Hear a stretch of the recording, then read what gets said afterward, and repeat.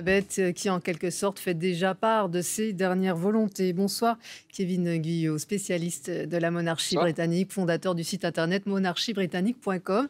Est-ce que c'est sa façon à elle de clore un débat avant qu'il ne naisse? Oui, effectivement, elle montre en fait que elle est vraiment entrée dans la famille royale aujourd'hui, que c'est un titre qui devient officiel. Ça montre aujourd'hui qu'elle a aussi, su conquérir les cœurs des Britanniques, que les Britanniques sont capables de la penser comme leur future reine consort, donc la future, épouse du roi régnant.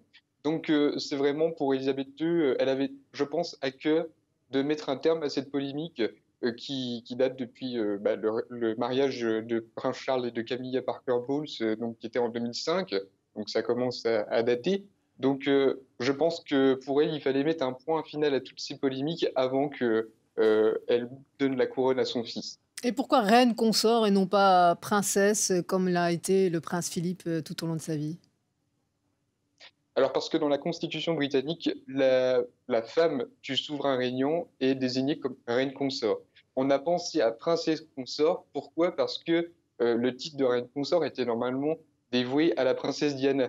En sachant, la popularité que la princesse Diana a pu avoir, on a pensé qu'elle allait devenir princesse consort pour ne pas ne faire d'ombre à la princesse Diana. Mais finalement, la reine Elisabeth II a mis fin à tous ces débats et a désigné, Camilla Parker Bowles comme future reine consort. 70 ans de règne, on le disait, c'est un record d'un niveau monarchique. Ce jubilé de platine, il a un goût de dernière fois. Oui, je pense que, ça va être le dernier jubilé qu'on va fêter pour Elisabeth II. On a fêté donc déjà ses 60 ans de règne, donc il y a 10 ans, qui était déjà un exploit. Seule la reine Victoria au Royaume-Uni avait pu fêter un tel jubilé, donc on avait fêté ça en grande pompe.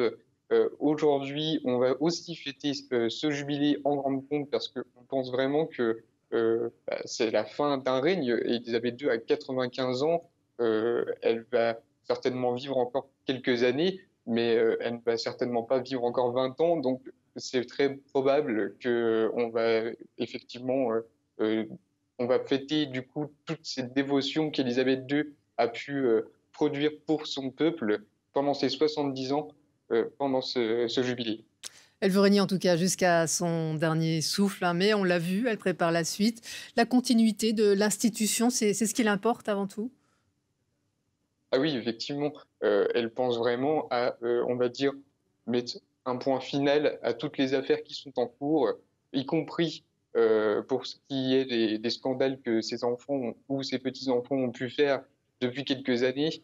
On voit qu'elle a poussé le prince Andrew pour qu'il se présente, pendant son procès aux États-Unis. Elle a poussé aussi pour que le prince, Harry, soit vraiment mis de plus en plus de côté aussi vis-à-vis de sa décision de quitter la famille royale. Il a aujourd'hui perdu la plupart de ses patronages, de ses titres honorifiques. Donc, on va dire qu'elle met vraiment aujourd'hui, elle a à cœur de mettre un point final à toutes ces histoires qui peuvent aujourd'hui régner, pendant ces dernières années de règne. Kevin Guyot, spécialiste de la monarchie britannique, merci beaucoup de votre intervention ce soir Merci. dans le 23 heures.